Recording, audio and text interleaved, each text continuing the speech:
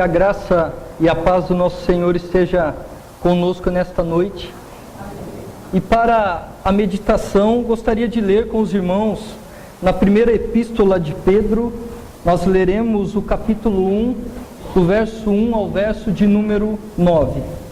Primeira de Pedro, capítulo 1, dos versos de 1 a 9.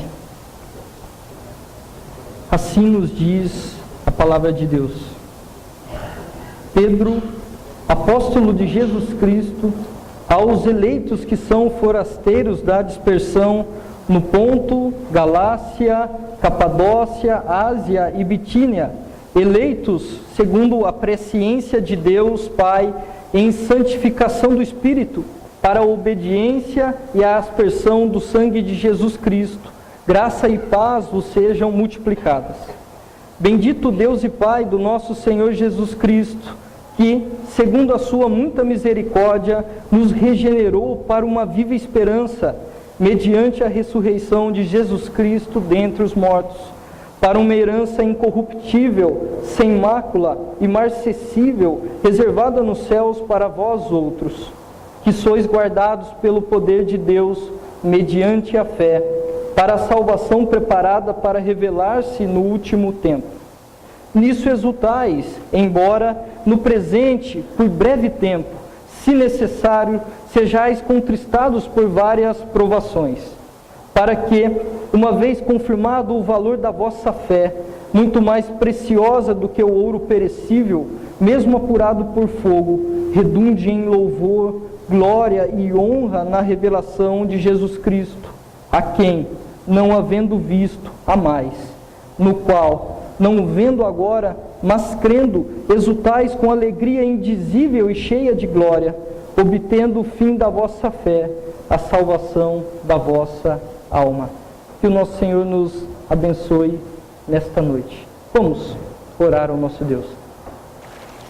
Pai de amor, eterno Deus, nós somos a Ti gratos, ó Pai, pelo privilégio que temos de Te adorar, pelo privilégio que temos de, mais uma vez, podermos retornar à Tua casa para honrar e bendizer o Teu nome. Esteja nos abençoando neste momento, que o Teu Santo Espírito esteja nos conduzindo e ajude-nos a entender aquilo que o Senhor quer para nós.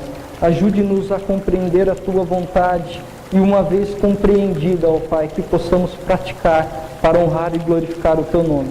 É no nome santo de Cristo Jesus que nós oramos. Amém. Neste mundo tereis aflição, mas tendes bom ânimo, eu venci o mundo. Estas são as palavras de Cristo um pouco antes de ser crucificado, um pouco antes de suar gotas de sangue, um pouco antes de estar aflito, já sabendo aquilo que ele passaria, de ser torturado, de ter os espinhos cravados em sua fronte. Esta foi a frase do nosso Senhor Jesus Cristo: tendes bom ânimo, eu venci o mundo. E por vezes parece que nós esquecemos deste versículo, esquecemos dessa promessa que Cristo aqui nos traz, e por vezes parece que os problemas em que nós estamos passando, eles sobrepujam a todas as outras atividades da nossa vida, como se ao olharmos para cada lado a gente não vê mais solução, cujos problemas estão acima de todas as coisas. Porém, quando a gente olha para a epístola de Pedro, para essa primeira carta que o apóstolo Pedro escreve, ele nos dá algumas razões plausíveis por que nós devemos ter esperança em meio a provações. O porquê de se ter esperança no momento em que nós estamos sofrendo? Ou será que é possível ter esperança em momentos de tribulação? É o que nós vamos meditar nessa noite, e nós vamos ver que o apóstolo Pedro nos traz uma mensagem muito valiosa para nós. O que é muito interessante na carta do apóstolo Pedro é que ele trata de respostas reais para problemas reais. não é apenas uma bela historinha para acalmar nervos aflorados ou uma simples mensagem de autoajuda, como por aí nós estamos cansados de ouvir, mas ele traz o verdadeiro sentido da existência àqueles que são criados à imagem e semelhança de Deus e àqueles que são verdadeiramente lavados pelo sangue de Cristo Jesus. Respostas reais para problemas reais. Pedro, ao longo da carta, ele afirma a certeza da salvação. Ele também enfatiza muito sobre a alegria em meio a sofrimentos. E o apóstolo Pedro, ele tinha aprendido que todas as perseguições e problemas, as armadilhas que nós podemos passar, que nos cercam, são reduzidas à insignificância quando comparadas à glória que está por vir. Como nos mostra a carta logo de início, no verso de número 1, Pedro ele escreve a quem? Aos forasteiros no mundo, dispersos, e ele vai citar aqui algumas regiões: Ponto, Galácia, Capadócia, Ásia e Bitínia, que eram províncias do Império Romano e que cobriam grande parte da Ásia Menor. São para crentes, judeus e gentios que estavam ali nessas regiões, passando por sofrimentos que ele escreve. Somente para a gente situar, é a atual Turquia hoje, essa é a região a que Pedro ele escreve. Sabemos, conforme Atos capítulo 2, do verso 9 ao verso 11, que muitos que ali moravam, naquela região, eles estiveram no dia de Pentecostes. Muitos ali foram convertidos e lá voltaram para continuar a sua vida, e outros, muitos que ali estavam, e é por isso que ele usa o termo eleitos, que são forasteiros da dispersão, muitos após a morte de Estevão, se refugiando, fugindo por conta das perseguições, ali estavam também, por isso que ele usa o termo forasteiros da dispersão. E por que que esses crentes passavam por sofrimentos? O porquê que eles estavam sofrendo? Simplesmente por professarem a fé em Cristo Jesus. Eram perseguidos por Império Romano por anunciar que viria um reino eterno, que o verdadeiro rei se assentaria eternamente no seu trono e seria adorado. Isso era uma afronta para o imperador. Dizer que haveria um rei eterno acima do imperador de Roma, isso era uma afronta, e esses cristãos eles eram maltratados. Maltratados pelo seu modo de vida, maltratados por corresponder bem às afrontas que estavam sofrendo, e ao longo da carta, o apóstolo Pedro ele vai trazer o dever dos cristãos de responderem bem às afrontas que estão sofrendo. Em meio a essas perseguições, em meio a momentos em que tinham suas casas invadidas pelo Império Romano, mais para frente nós vamos ver, quando a gente olha sobre a história da igreja, nós vamos ver no primeiro século como que os cristãos sofriam. Alguns eram colocados em praça pública e queimados para iluminar as noites, muitos eram degolados, muitos lançados às feras, e Pedro, ele traz uma resposta de esperança a estes homens que moravam nessas regiões que nós acabamos de ler. Uma mensagem de esperança que cabe aos problemas deles e uma mensagem de esperança que cabe a nós hoje nos problemas e sofrimentos que também enfrentamos neste mundo. Em meio a sofrimento, Pedro ele relembra a herança celestial que possuem e estimula eles, aqueles cristãos, a viverem na submissão da vontade de Deus. Verso de número 1, algo nos chama a atenção. Pedro, apóstolo de Jesus Cristo. E a palavra apóstolo significa aquele que é enviado para levar uma mensagem na autoridade daquele que o enviou. E ele diz apóstolo de quem? De Jesus Cristo. Aquele que tinha autoridade, sim, para falar para aqueles que estavam passando por sofrimentos. E ele fala na sequência o endereço a quem ele leva a carta: aos eleitos. Quando a gente vai no capítulo 2, verso 9, lá diz a identidade de quem são esses eleitos. Acompanhem comigo a leitura, capítulo 2, verso 9 diz: vós, porém, sois o quê? Raça eleita, sacerdócio real, nação santa, povo de propriedade exclusiva de Deus, a fim de proclamardes as virtudes daquele que vos chamou das trevas para a maravilhosa luz. Ele estava escrevendo para eleitos, para aquele povo que foi escolhido por Deus, e na sequência ele fala quem é que elege, quem é que escolhe, e ele mostra que a Trindade, ela estava envolvida nesse processo de eleição, porque ele diz eleitos segundo o quê? A presciência de Deus Pai, em santificação do Espírito, para a obediência e a aspersão do sangue de Jesus Cristo, graça e paz vos sejam multiplicadas. O que ele está mostrando é que a eleição, o ato da justificação, o ato da salvação, ela é feito pelo Deus triuno. O Pai tem a presciência, o Pai é quem elege, o Espírito Santo santifica, e Jesus Cristo, ele espera a obediência daqueles que foram purificados pelo seu sangue. Já aqui de início, um ensinamento muito interessante cabe a todos nós: eleitos pela presciência de Deus.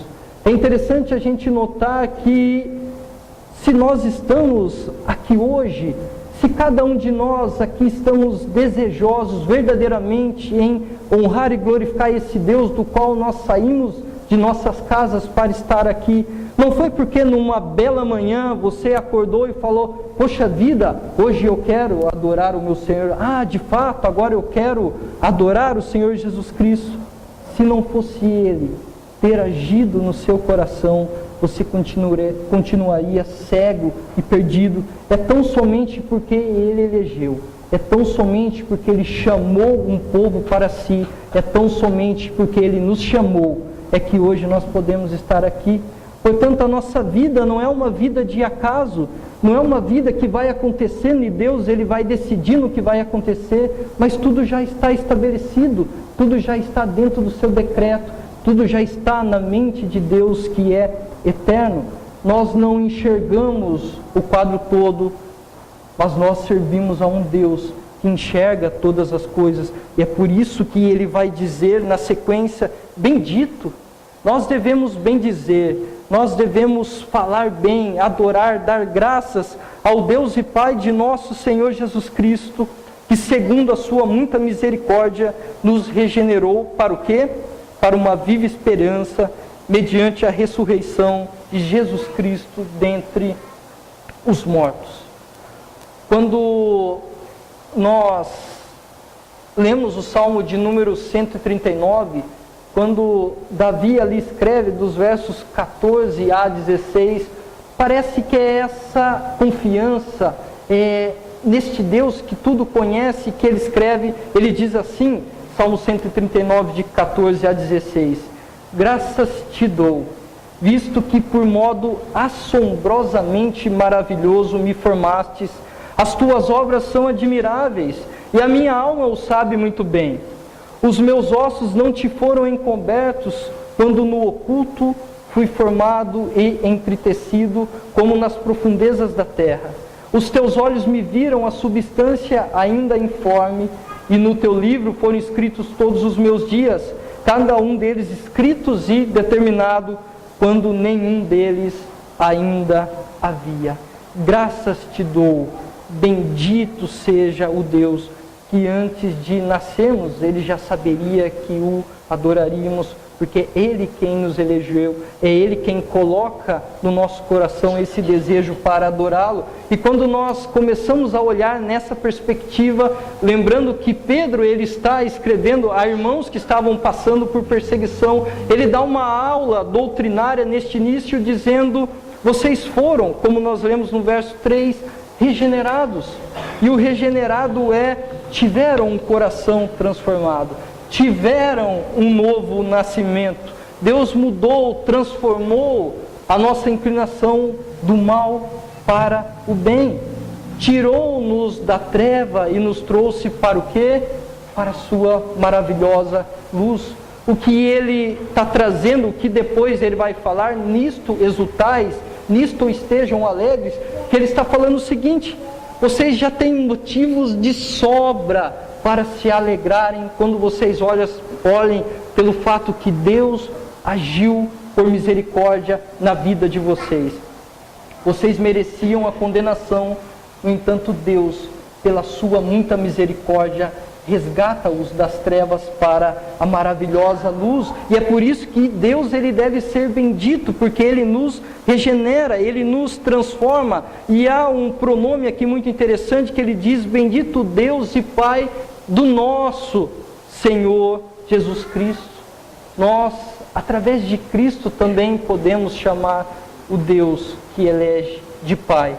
Nós temos Cristo como nosso irmão mais velho, e Deus, ele nos diz que Cristo, ele é herdeiro de todas as coisas que são criadas, e nós, juntamente com ele, somos co-herdeiros de todas as coisas que são criadas. Ou seja, nós somos adotados através do sacrifício de Cristo Jesus, e é por isso que nós podemos chamar o Pai do nosso Senhor Jesus Cristo também de nosso Pai. É por isso, através do ato de Cristo na cruz do Calvário, é que nós podemos ter agora essa intimidade com o Pai, podemos novamente estar reconciliados com aquele que criou o universo. Com base em que ele fala todas essas coisas? No final do verso 3 ele diz: mediante o que? A ressurreição de Cristo entre os mortos. Cristo é o primeiro a romper os grilhões da morte, e ele nos garante que se com ele sofremos, com ele também seremos vitoriosos. Esta é a promessa. Estávamos conversando esses dias no seminário o quanto que nós queremos participar das glórias de Cristo, o quanto que nós queremos nos alegrar com Cristo e pensar no glorioso dia em que Ele voltará e nos transformará, mas nós esquecemos de ser co-participantes com Ele também no sofrimento. Por vezes nós somos muito egoístas, por vezes nós olhamos, eu quero só aquilo que é de bom, e nós esquecemos aquilo que o próprio Cristo disse, como nós lemos no início: neste mundo passareis por aflição, mas tende bom ânimo, pois eu venci o mundo. É porque Cristo ressuscitou, é porque Cristo está à direita do Pai, glorificado, é que nós temos o quê? Essa viva esperança. É tão somente pelo ato de Cristo Jesus que nós podemos ler as Escrituras e poder entender. É tão somente através do ato de Cristo Jesus que verdadeiramente nós somos regenerados e podemos novamente chamar Deus de Pai. Ele nos chama para quê? Para uma herança incorruptível, sem mácula, imarcessível, reservada nos céus para vós outros. Resumindo, irmãos, o que o apóstolo Pedro aqui está querendo trazer para estes irmãos por isso que ele até mesmo usa o termo também forasteiros, que ele está dizendo: este mundo aqui vai passar. Vocês talvez passarão por aflições, mas quando nós comparamos essas aflições à eternidade, elas são por breve tempo, como ele vai falar no verso de número 6. Ele vai dizer: sofrimentos que vocês estão passando pelo nome de Cristo Jesus, eles são temporários. Por vezes vocês sofrerão, mas se alegrem, estejam alegres, porque vocês foram salvos, regenerados para quê?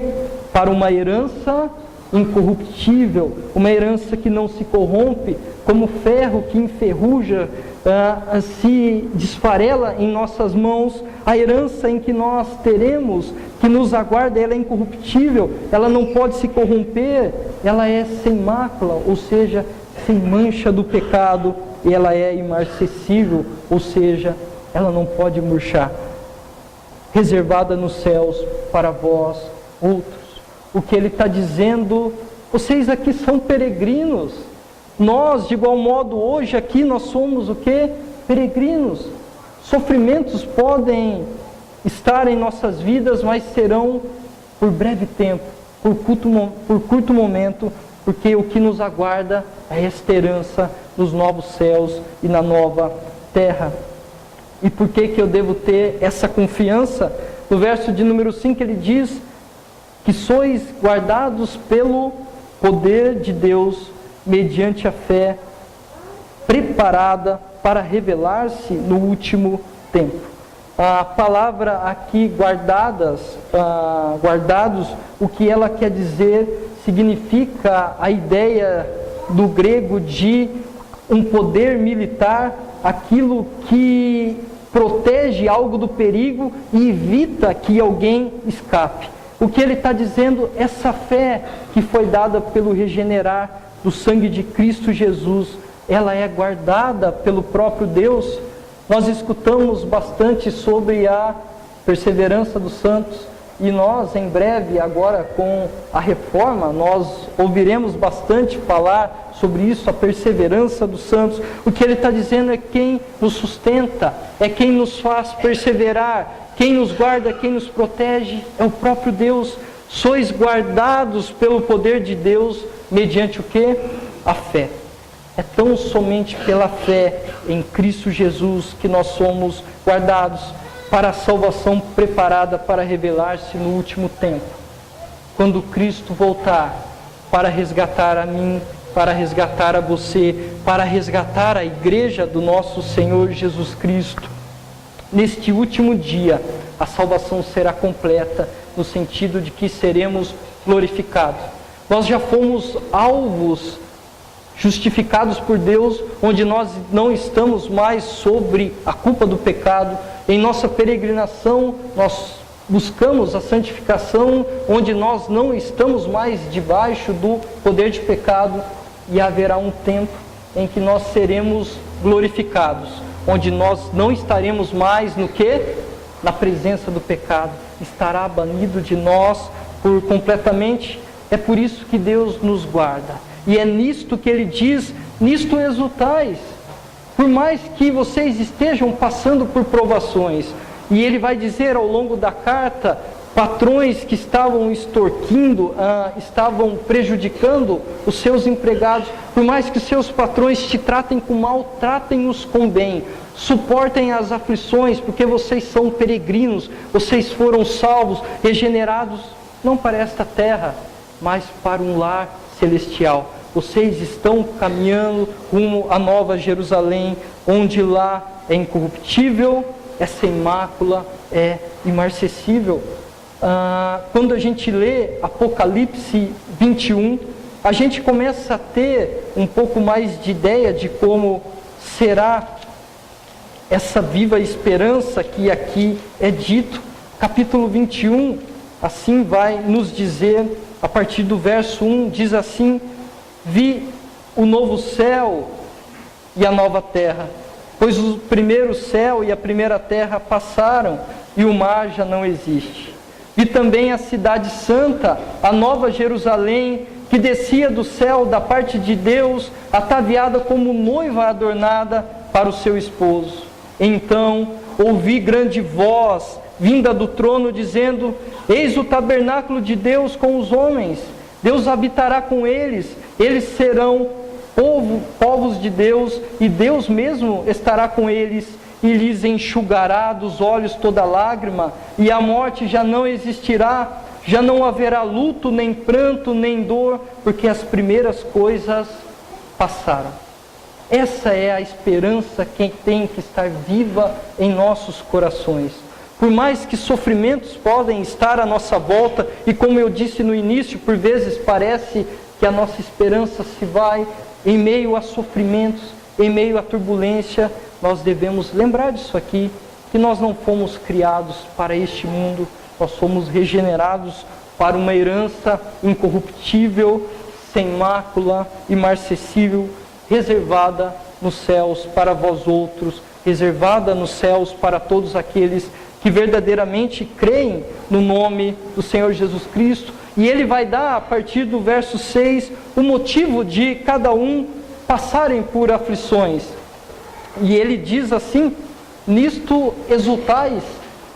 embora no presente ou por breve tempo, se necessários, sejais contristados por várias provações, para que, uma vez confirmado o valor da vossa fé, muito mais preciosa do que o ouro perecível, mesmo apurado por fogo, redunde em louvor, glória e honra na revelação do nosso Senhor Jesus Cristo.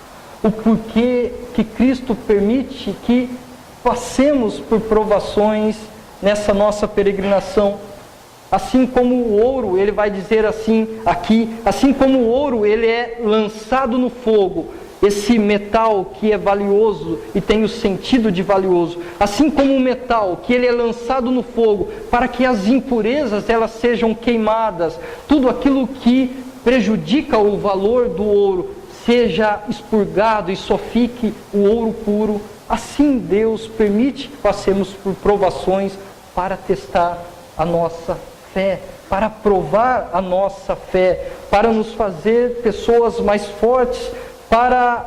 A ideia aqui é que Ele nos coloca no forno para queimar o quê? Nossa ganância, para queimar a nossa impaciência, a nossa indelicadeza, a nossa raiva, a nossa amargura, o ódio, a luxúria, o egoísmo. É por isso que Deus permite que aqui, em nossa peregrinação, passemos por aflição.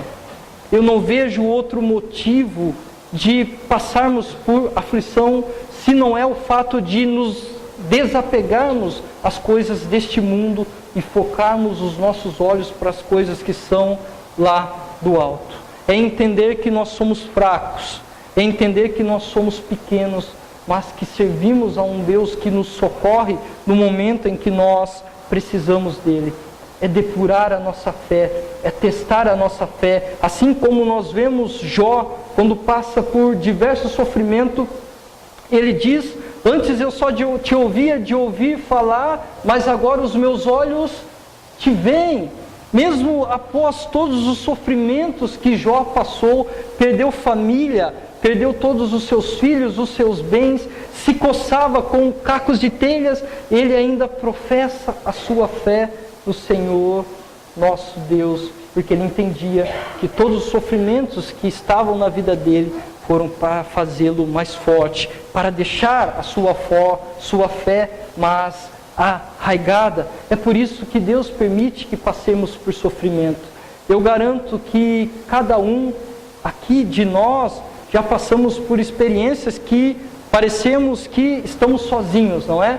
Parecemos por experiências que, às vezes, até de forma equivocada, nós olhamos para o céu e falamos: ei, parece que aqui o Senhor me esqueceu, parece que o Senhor está me deixando em meio a sofrimentos. Mas Romanos 8:28, eu sempre gosto muito desse versículo, diz que todas as coisas cooperam para o bem daqueles que amam a Deus. E no verso de número 29, que bem é esse? Ele vai dizer que o bem que Deus nos permite que todas as coisas que passemos colaborem é para nos transformar cada dia mais à imagem e semelhança do varão perfeito que é Cristo Jesus. Portanto, o bem maior dessa vida não são carros, não são chácaras, não são casas, não é uma conta muito cheia, não são contas em Miami, no exterior, muito afortunadas, que nos fazem dizer que temos coisas boas. Mas o bem maior dessa vida é nos parecermos cada dia mais à imagem e semelhança de Cristo Jesus. E é por isso que Deus ele permite que passemos por provações, para depurar a nossa fé, para nos transformar, para nos lapidar a ideia do diamante e tirando os excessos e nos transformar cada dia mais à imagem do seu Filho. E é por isso que Ele assim nos permite que passemos por sofrimento. O que o apóstolo Pedro, ele quer encorajar esses irmãos, e de igual modo eu trago essa aplicação para as nossas vidas, que nós somos estrangeiros e peregrinos também nesta vida. Se você verdadeiramente crê em Jesus Cristo e nas suas promessas, você também o é, peregrino, cuja verdadeira casa, a nossa verdadeira casa, meus irmãos, está no céu. onde nós habitaremos eternamente com o nosso Senhor Jesus Cristo, como nós lemos no Apocalipse 21, sem dor, sem choro, onde o pecado estará longe de nós para todo sempre. Por mais fortes que sejam as cenas que nós vemos em noticiários, quando nós pesquisamos sobre a igreja perseguida, acredito que os irmãos talvez já tenham visto as cenas fortíssimas que ali tem. Quando nós olhamos para os noticiários, quando nós vemos a maldade dos homens em querer destruir o outro ser humano, por mais forte que sejam as perseguições que passemos, talvez não a nível de nos levar à morte, mas vocês jovens, talvez em suas faculdades, perseguições intelectuais por conta da sua fé, perseguições por conta de professar a fé em Cristo Jesus.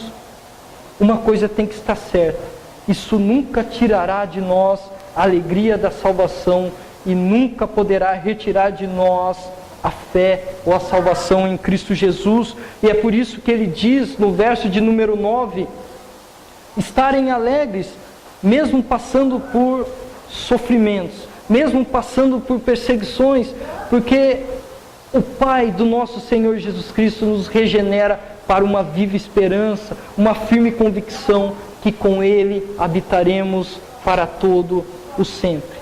E somos chamados para testemunhar daquele que é Salvador e viver alegre em qualquer circunstância, pois a nossa vida eterna custou o sangue precioso de Cristo Jesus. E este mundo que nós estamos passando, meus irmãos, é apenas temporário. Os nossos olhos não devem estar focados aqui, mas devem estar focados nas coisas lá do alto. Nosso verdadeiro lar será na eternidade com Cristo. Certa vez, ao estudar essa mensagem, eu vi um seguinte comentário que diz assim: mas isso não é suficiente para tornar a vida mais fácil. Talvez não seja, mas isso é mais que suficiente para nos satisfazer em Cristo Jesus. Essa viva esperança, o fato de meditarmos na palavra de Deus, não significa que tudo ficará muito fácil, mas é mais que suficiente para nos satisfazer de forma completa em Cristo Jesus. Que quando, meu irmão, minha irmã, você estiver passando por sofrimentos, que você deva lembrar que o seu lar não é aqui. Se você verdadeiramente quer em Cristo Jesus, o seu lar está reservado quando Cristo voltar para resgatar a sua igreja e te chamar para adorá-lo para todo sempre, onde não haverá dor, onde não haverá tristeza, onde o único objetivo será adorar o Rei dos Reis, que verdadeiramente assumirá o trono e reinará para todo o sempre. Que o nosso Senhor nos abençoe e que essa viva esperança possa estar viva sempre em nossos corações. Que Deus assim nos abençoe.